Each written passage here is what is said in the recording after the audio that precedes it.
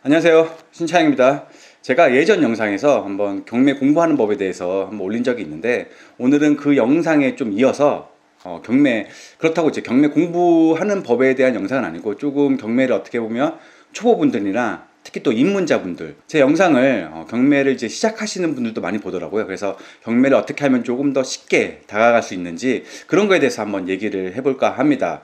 제가 오늘 썸네일에 조금 뭐 경매 공부 절대 돈 내고 하지 마라 라고 해서, 제가 경매 학원이나 강의를 뭐 절대적으로 부정하거나 뭐 반대하는 입장은 아니고, 저는 경매 공부는 얼마든지 혼자서도 충분히 가능하다고 보는 입장이기 때문에, 어떻게 하면 좀 쉽게 공부하고 쉽게 다가갈 수 있을지에 대한 얘기를 저의 입장에서 한번 얘기를 솔직하게 해보도록 하겠습니다.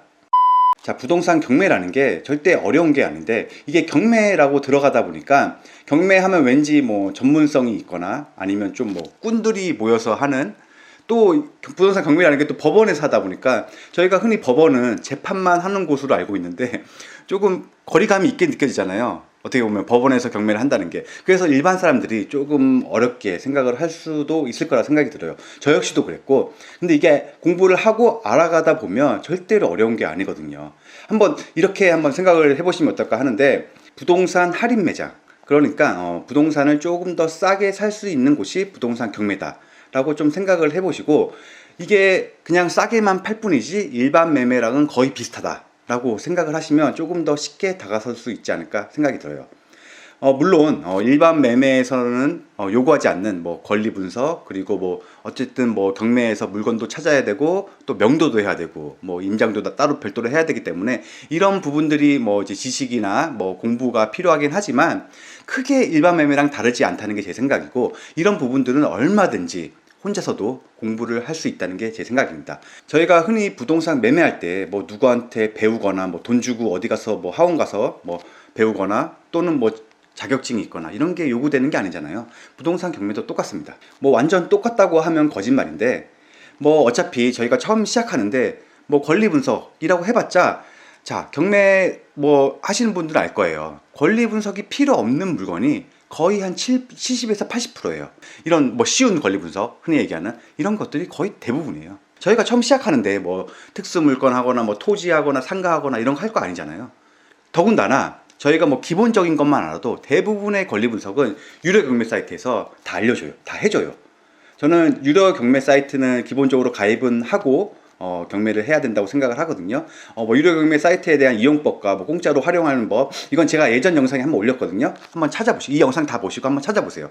그거 가입해서 보면 뭐 크게 어려운 게 없어요. 그렇기 때문에 누구나 쉽게 조금 할 수 있다. 제가 이런 말씀을 이렇게 쉽게 드릴 수 있는 건, 저는 실전 투자자고, 불과 한 4, 5년 전만 해도 저는 완전히 부동산 초보였어요. 일명 불인이었어요. 등기부 등본이 뭔지도 모를 정도였어요. 그런 저도 뭐 책 보고 그리고 인터넷으로 부동산 경매를 혼자서 했습니다. 저도 물론 이제 중간에 학원을 다니긴 했는데, 학원이 아니라 강의를 들었죠. 강의를 듣기는 했는데, 자, 제가 무조건 학원이나 강의를 부정하는 건 아니에요. 그런데 처음 시작하면서 그냥 모든 거를 뭐 강의나 학원에 의존하다 보면, 어쨌든 경매는 꾸준하게 오래 가야 돈을 벌 수 있는 그런 시스템이에요. 한 번에 뭐 큰 돈을 벌거나, 물론 할 수는 있지만 그거는 뭐 운도 따라줘야 되고 하기 때문에, 여러 번 해야지 꾸준히 거기서 노하우가 쌓이고 돈을 벌 수 있는 게 경매이기 때문에, 무작정 학원 다니기보다는 먼저 한번 시작을 해보시라는 거죠. 직접 임장 가보고 시세조사 해보고 입찰해보고 폐찰도 해보고 여러 번 떨어져 보고 해야지 자기가 거기서 느끼는 게 있고 노하우가 점점 쌓입니다. 그러다 보면 이제 궁금한 게 생겨요. 제가 어떻게 하면 내가 낙찰을 받을 수 있을까, 어떤 물건을 골라야 되는지. 또는 저는 이렇게까지도 해봤어요.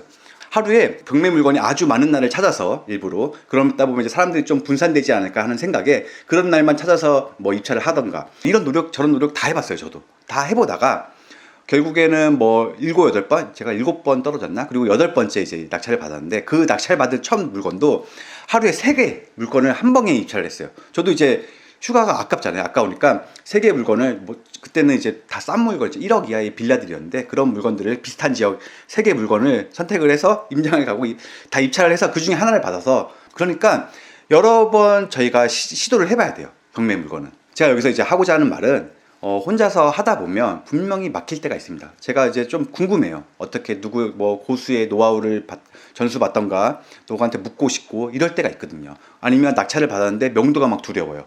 그럴 때 뭐 강연을 듣거나 학원을 가시라는 거죠. 그러면 시너지 효과가 어마어마합니다. 제가 그랬고 제가 증명을 해요.